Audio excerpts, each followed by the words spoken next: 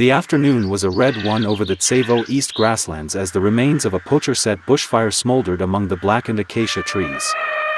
Mother elephant Nabira tried to lead her calf across the parched ground to find water before the toxic smoke spread to the edge of the Galana River. That night, ivory hunters ambushed her from the bush and Nabira collapsed after a gunshot, unable to protect her calf. At dawn, an African Wildlife Rescue Unit helicopter swept across the red sky, searching for survivors in the devastated area. The rescue team found baby elephant Moro shivering beside his mother's cold body, his eyes filled with panic as he wondered why she had not stood up. Moro repeatedly tried to touch Nabira with his trunk, making small, weak sounds, hoping for a familiar warmth in return. Amina and Kamau landed in the danger zone, their hearts aching as they watched the mother and calf lying in the red ashes of Tsevo. They decided to take Moro to the helicopter immediately, leaving Nabira in the pungent dust that still smelled of gunpowder. On the helicopter, Moro was wrapped in a silver heat-reflecting blanket, his large ears vibrating with the sound of the propellers. He kept his trunk out the door, trying to find Nabira's figure in the smoky sky of Tsevo. Amina checked his vitals, confirming severe dehydration and rapid hypothermia after a long night of exhaustion. Kamau held Moro in his arms, trying to create a slow and steady breathing rhythm to calm his little heart that was being severely damaged. The baby elephant was still too alert, his eyes filled with tears, always looking in the direction of the place where he lost his world. Amina knew that mental pain could kill Moro faster than any wound on his weak body. The helicopter landed at Kiboko Elephant Care Center, where the terracotta roofs were immersed in the sunset of the savannah. The staff transferred Moro to the medical room. Each action was quick but could not hide the pain. When the metal door closed, that was the moment Moro was truly separated from the last link with his mother. The special care room was illuminated by the pink light of the heating lamp, helping to dispel the cold that clung to Moro's skin after the night of panic. He was washed clean of the ashes, his scratches were bandaged and he was given fluids to prevent exhaustion. Although his health gradually improved, Moro still refused to drink milk and always turned his head away every time a bottle of milk was brought. At night, he walked around the cage, making a sad moan as if calling for Nabira in the cold, empty space. Amina and Nuru took notes and observed that Moro was deeply in mental shock after the loss. Kamau volunteered to stay up all night, sitting next to the cage and whispering soft words even though he knew Moro could not understand. Moro's sleep was always fitful, interrupted by startles and terrifying memories. The team understood that medicine could not completely heal the invisible wound in that young soul. Nuru reviewed previous cases of orphaned elephants to find a more suitable way to provide psychological support. An idea flashed. Moro needed something warm and soft, reminiscent of the giant arms that had once protected him.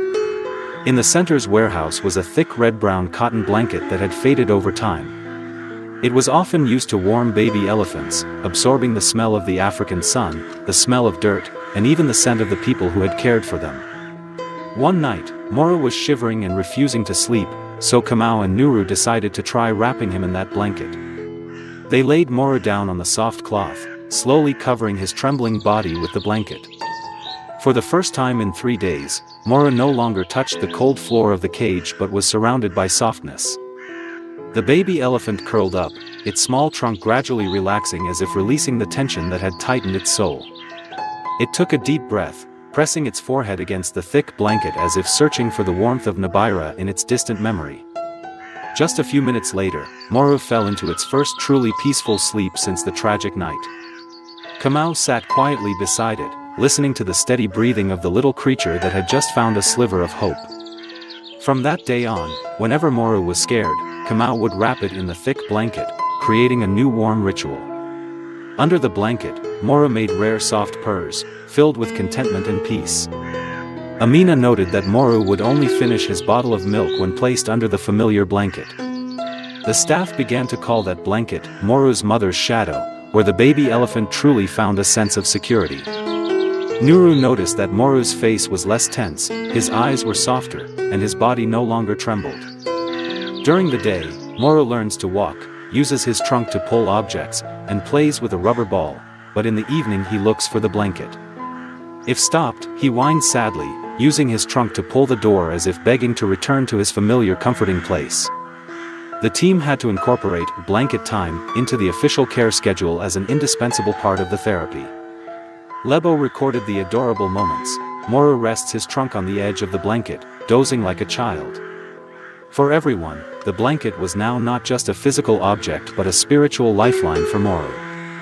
As Moro gained weight rapidly, the blanket began to be difficult to wrap around his body, causing Amina to worry. Nuru proposed a plan to restore his instincts, using the blanket to gradually lead Moro to the elephant's more natural sleeping area. They brought hay, straw and acacia leaves into the enclosure, placing them right next to where Moro usually slept under the blanket. The curious baby elephant pulled bundles of straw into the blanket, unconsciously creating a soft bedding like a nest in the wild. Every night, a new ritual, Moro diligently used his trunk to arrange the straw in his own way to prepare for sleep. The group placed a soft platform next to the blanket area, causing Moro to gradually transition from sleeping under the blanket to sleeping on the platform. After only a few days, he completely accepted sleeping on the platform as long as the blanket was nearby. Other platforms were added, gradually lower like steps, helping Moro gradually move away from the blanket. By the third week, they had created a soft area by the window, covered with straw and hay like a nest in the field. One peaceful night, Moro left the blanket by himself, walked down the mound, dug a small hole and curled up to sleep like a wild elephant. From that night on, Moro slept less in the blanket, occasionally just wrapping his trunk lightly around the edge of the blanket as a thank you. He spent many hours in the outdoor rehabilitation area practicing using his trunk, finding acacia leaves, digging roots and honing his survival instincts. Amina confirmed that Moro had reached ideal health indicators, showing his increasingly independent ability. Moro was introduced to live with several other orphaned elephants, where he was always gentle with the weaker ones. The conservation staff recognized a special understanding in Moro's eyes, perhaps because deep down he had suffered great pain. Lebo took a farewell photo, Moro standing next to the blanket, placing one front paw on the edge of the fabric in the golden afternoon light. The light coming through the window makes Moro's old red-brown cloth and young gray skin glow warmly. The photo was included in lectures on emotional therapy for wild animals at many regional conferences. When the rainy season came, the council decided Moro was ready to move to Kiboko Semi-Wild Reserve. The night before leaving, Moro lay half on the mound and half on the blanket as if to connect the two parts of his life. In the hundreds of hectares of semi-wild area, Moro learned to split bark, dig roots, and choose a place to sleep under the shade of ancient acacia trees. He often created more sophisticated straw beds than other baby elephants, as if keeping the memory of the old blanket. Observers called it quilt memory, a gentle but never fading mark. The old blanket was still in the center of Kiboko, the faded fabric and the deep cushion still hugging the small silhouette of Moro. Many other baby elephants have been wrapped in the blanket since, but none have bonded with it as much as Moro did. The staff see the blanket as a symbol of healing through love and patience. Lebo tells Moro's story at educational sessions, emphasizing that compassion is a form of science. In the middle of the Tsavo East grasslands, a mature male named Moro walks through the acacia trees, carrying the healing memory with him. And every time he curls up in the warm straw nest, the story of the cotton blanket continues to echo.